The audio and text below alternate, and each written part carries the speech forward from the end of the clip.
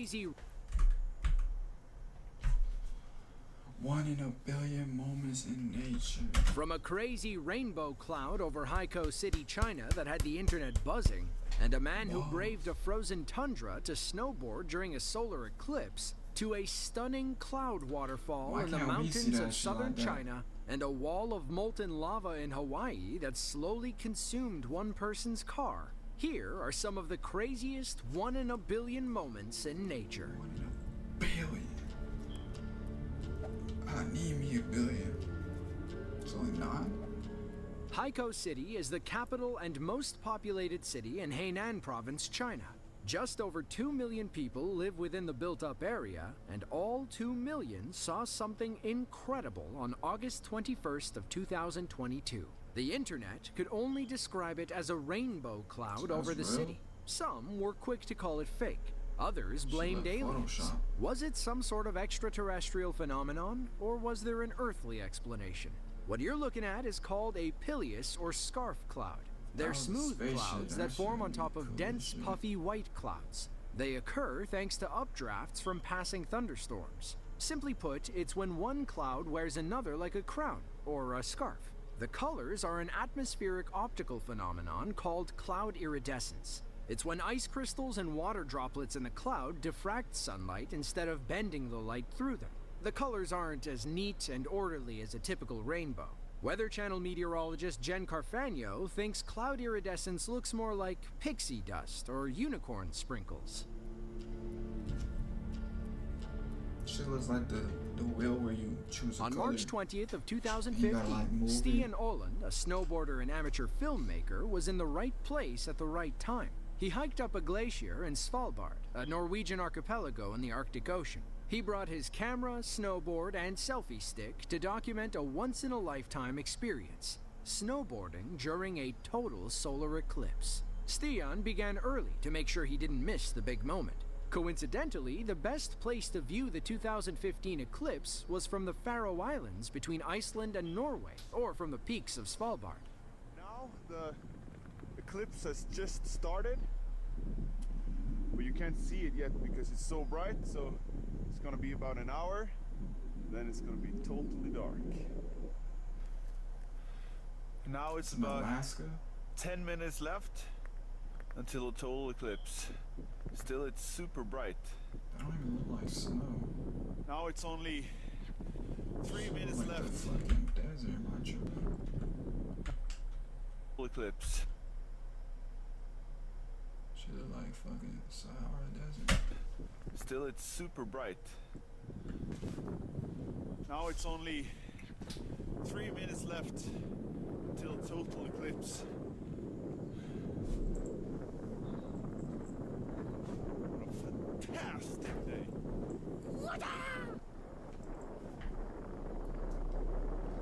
We're off the fucking tabs.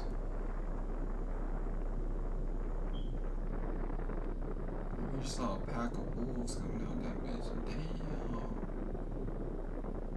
Oh my!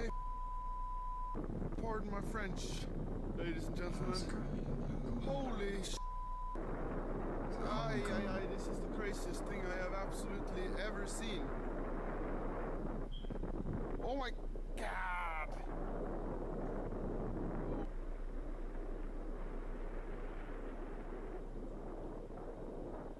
A total solar eclipse on Svalbard. This is the craziest thing I've seen in my entire life. A solar eclipse is when the moon passes between the Earth and the sun, temporarily blocking the sun from a small portion of Earth.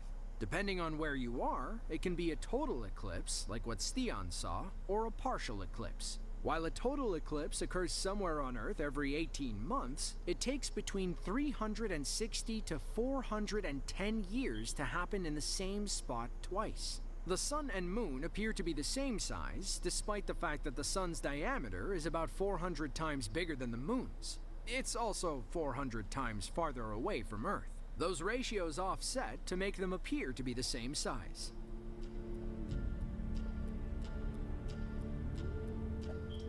Leilani Estates is a small community on Hawaii's Big Island. That was insane. It sits in the shadow of Mount Kilauea, the most active of the Hawaiian volcanoes. In fact, Kilauea is among the most active volcanoes on Earth. In May of 2018, Kilauea erupted, sending lava spewing into Leilani Estates. A total of 24 fissures opened up when Kilauea erupted in the East Rift Zone. Of them, 14 spewed lava within the local community. In some areas, lava shot as high as 330 feet and moved at 76 meters per hour. Now, while that's not super fast, a crawling wall of lava can still do some severe damage.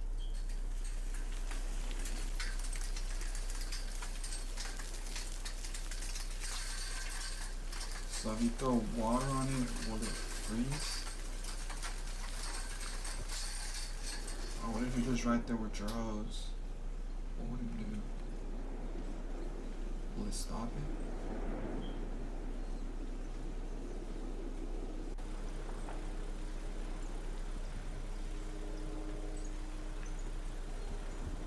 Someone just blackened. Oh damn, it was a Mustang. Oh, Mustang, come on.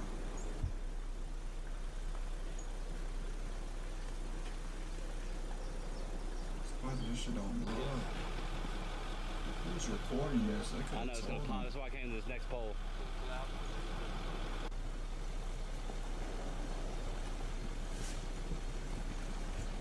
Man, good thing it's not OP. Like, maybe that shit would move like a tsunami. Imagine standing by and watching lava consume your car.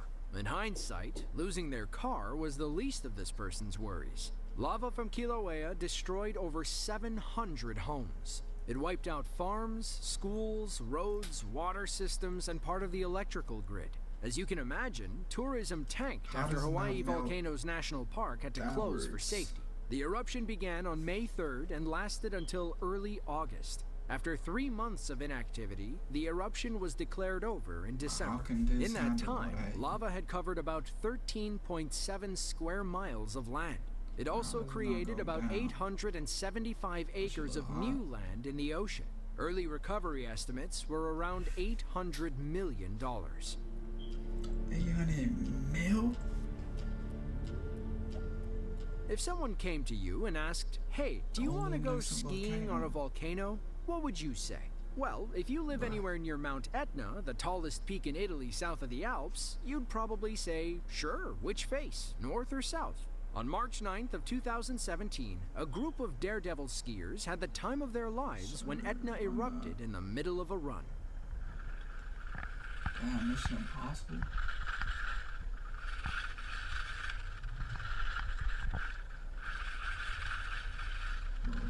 Did you even know that shit erupted?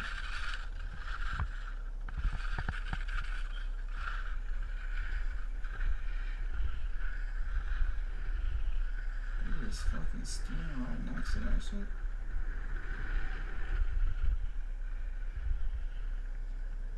These guys were willing to risk it all for a great shot. One wrong move, and they could have gone flying into hot lava. Mount Etna is the most active volcano in Europe and among the most active worldwide. Still, skiers and thrill seekers flock to one of 2 ski resorts on the mountain. Etna Sud, or South Etna, is the most accessible.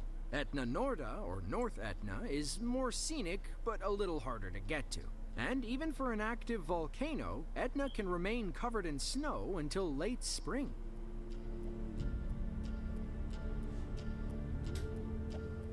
As the old saying goes, there's always a pot of gold at the end of the rainbow. Sometimes that pot of gold can take different shapes, like a red sedan stuck on the grass median. On December 20th of 2019, a teenager and his mom were driving through Alabama when they came upon the end of a rainbow.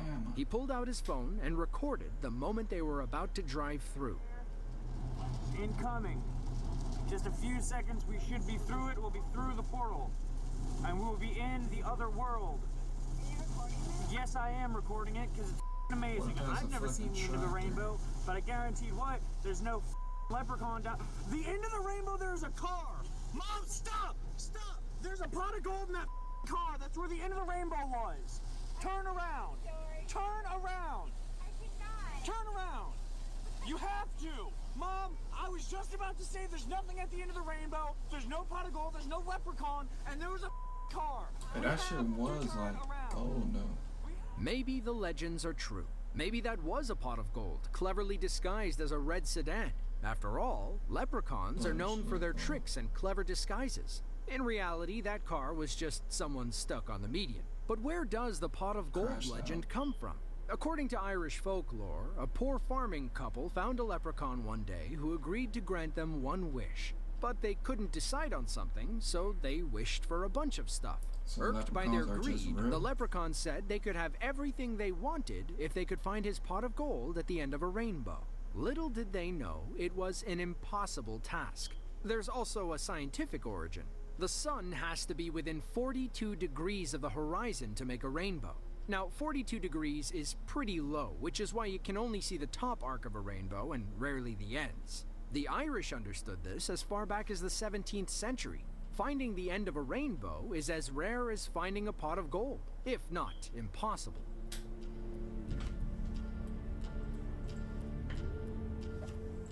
Water can do amazing things. Just ask these people filming on a lake in Quebec, Canada.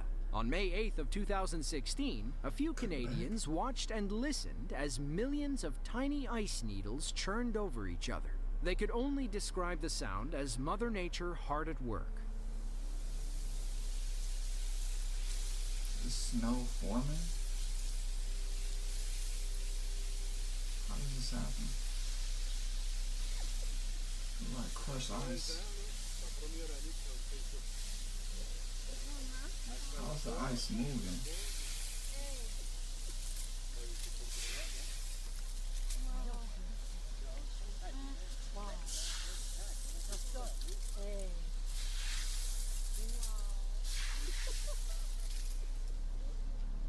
What you're seeing can occur when warming temperatures cause a solid ice mass to splinter into millions of tiny glass-like shards. They float across the lake as it thaws and wind up rolling over each other on the beach. Needle ice can also come from groundwater. You'll see these sticking Will out of it the hurt ground if you when the step on soil it? temperature is above freezing, but the air is below freezing. So, as tiny droplets of groundwater rise, they instantly freeze. You'll usually wake up to find them in your yard since the air temperature is much cooler at night.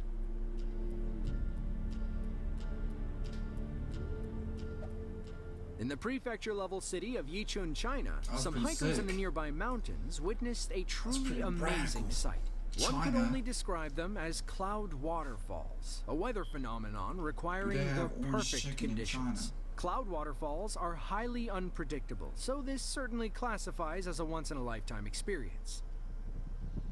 A cloud waterfall. So my lungs be looking after a blinker.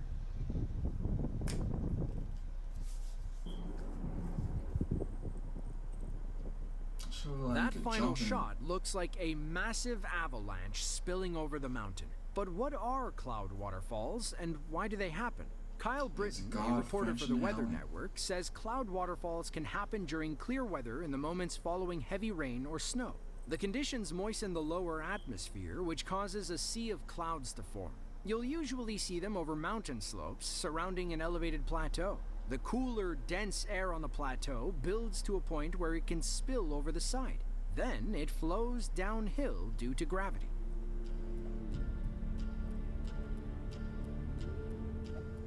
On August 27th of 2020, locals in the Blora Regency of central Java, Indonesia, ran for cover when the Kisongo mud volcano erupted. Kisongo is part of a God, geological there be hella volcanoes. tourism area.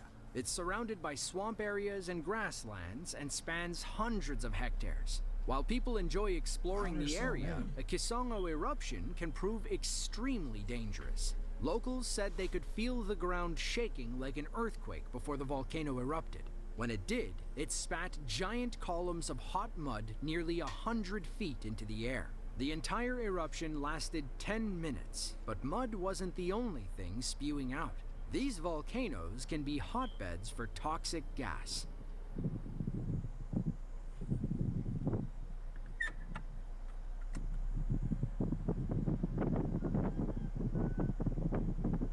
Bro live right next to it.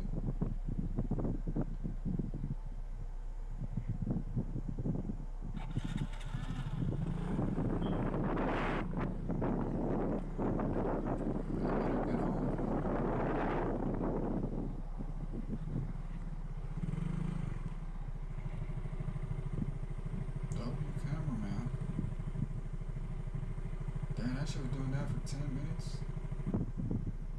Ngortol lagi. Where the lava at?